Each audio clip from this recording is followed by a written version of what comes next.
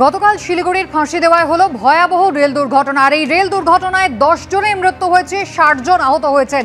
ইতিমধ্যেই উদ্ধার কাজ যেমন প্রায় শেষের পর্যায়ে, তার পাশাপাশি কিন্তু রেল লাইন যা ইতিমধ্যেই নষ্ট হয়েছে, ক্ষতিগ্রস্ত হয়েছে, সেই রেল লাইন সংস্কারের কাজও কিন্তু শুরু হয়েছে। কিন্তু এবার আসল প্রশ্ন হচ্ছে, কারণ খোঁজার পালা এবার শুরু হয়েছে।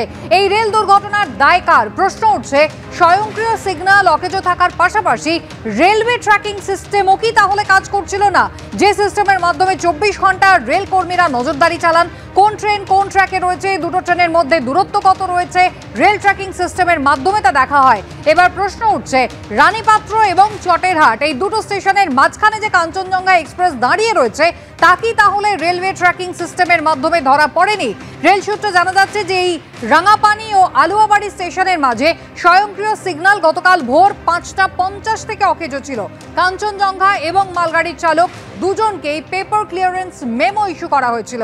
কাঞ্চনজঙ্ঘা এক্সপ্রেস নটি সিগন্যাল পেরিয়ে যাওয়ার পর দাঁড়িয়ে পড়ে মাঝামাঝি এবং সেই লাইন ধরে স্বাভাবিক গতিতে এগিয়ে যায় মালগাড়ি। তাহলে কি কাঞ্চনজঙ্ঘার গতিবিধি নিয়ে অন্ধকারে ছিলেন রেল কর্মীরা? একাধিক প্রশ্ন তৈরি হয়েছে।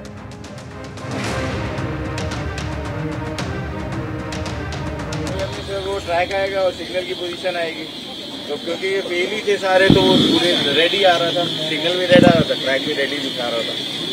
नॉर्मली क्या होता है सर कि अगर फ्री होते हैं तो जैसे एक ट्रेन आई तो वो फिर वो ट्रैक ड्रॉप होता है, फिर अगला ड्रॉप होता है, पीछे वाला उठता है, तो एक सीक्वेंस दिखती है। बट इसमें क्योंकि वो सारे फेल चल रहे थे तो सारे रेडी थे, सिग्नल भी रेडी था। मतलब वो है हम लोगों के पास, वो दे भी देंगे सिग्नल पोजीशन, वही सिग्नल पोजीशन और सब एग्जैक्टली क्या था, कब फेल हुआ, वो सब चीजें पता। रनिंग कंडीशन में कुछ पता चलेगा? रनिंग का कुछ पता चलेगा सर? रनिंग का तो 5:45 पे मैसेज मिला था सर, फेल 5:30 या 5:30 में फेल हुआ। लाइटनिंग के बाद हुआ था, तो वही अटेंड कर रहा है। কিন্তু এটা অফিসিয়ালি কনফার্ম করা হয়েছে যে অটোমেটিক সিগন্যালিং সিস্টেম সেটা কিন্তু খারাপ ছিল। কিন্তু সেখানে আরেকটা বড় প্রশ্ন উঠছে যে সিগন্যালিং সিস্টেম খারাপ ছিল, ঠিক আছে, মেনে নেওয়া হলো, TA 912 মেমো ইস্যু করা হয়েছিল, কিন্তু কন্ট্রোল রুমে বসে যারা অপারেট করেন, যারা দেখেন যে কোন ট্রেন কোন লাইনে কত দূর এগিয়েছে, কত স্পিডে চলছে, তারা কেন জানতে পারলো না যে ঠিক এই জায়গায়, তুমি দেখতে পাচ্ছ আমরা ঠিক সেই জায়গায় দুর্ঘটনাস্থলে দাঁড়িয়ে রয়েছি, ঠিক এই জায়গায় কাঞ্চনজঙ্ঘা এক্সপ্রেস দাঁড়িয়ে রয়েছে? এটাই কিন্তু সবচেয়ে বড় প্রশ্ন। এবং গতকাল যখন আমরা দেখলাম মিনিস্ট্রি অফ হোম অ্যাফেয়ার্স এর একজন আধিকারিক তিনি এখানে এসেছিলেন, তিনি রেলের আধিকারিকদের সঙ্গে কথা বলছিলেন, তখন রেলের আধিকারিকরা যেটা জানিয়েছেন মিনিস্ট্রি অফ হোম অ্যাফেয়ার্স এর সেই আধিকারিককে, যে ট্র্যাকিং সিস্টেম কোথাও না কোথাও খারাপ ছিল। তাহলে একটা সবচেয়ে বড় প্রশ্ন উঠছে যে শুধুমাত্র কি অটোমেটিক সিগন্যালিং সিস্টেম, নাকি রেলওয়ে ট্র্যাকিং সিস্টেম, যেখানে দেখা যায় যে কোন ট্রেন কত দূরে রয়েছে এবং পেছন থেকে কোন ট্রেন কত ডিস্টেন্সে রয়েছে, এবং তারাই কিন্তু কোঅর্ডিনেট করে চালকের সঙ্গে, সেই সিস্টেম কাজ করছিল না? এটাই কিন্তু সবচেয়ে বড় প্রশ্ন।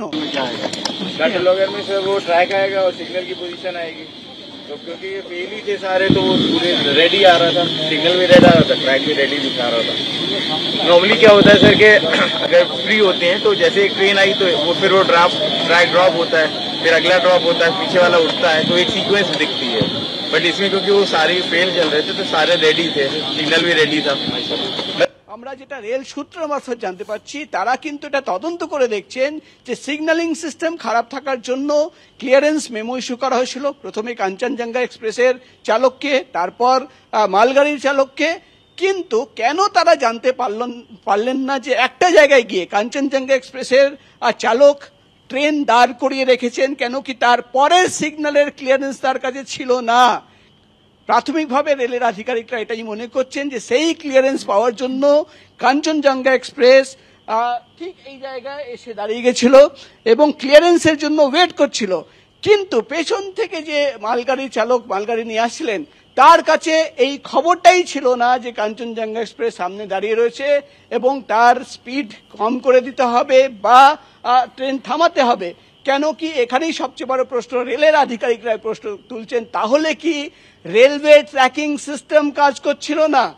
এটাই কিন্তু এখন সবচেয়ে বড় প্রশ্ন, যার উত্তর পাওয়ার জন্য আজকে তদন্ত শুরু হবে এবং যারা ট্র্যাকিং সিস্টেম অপারেট করে বা সিগন্যালিং সিস্টেম অপারেট করে তাদের একাধিক আধিকারিকদের বয়ান রেকর্ড করা হবে, জিজ্ঞাসাবাদ করা হবে।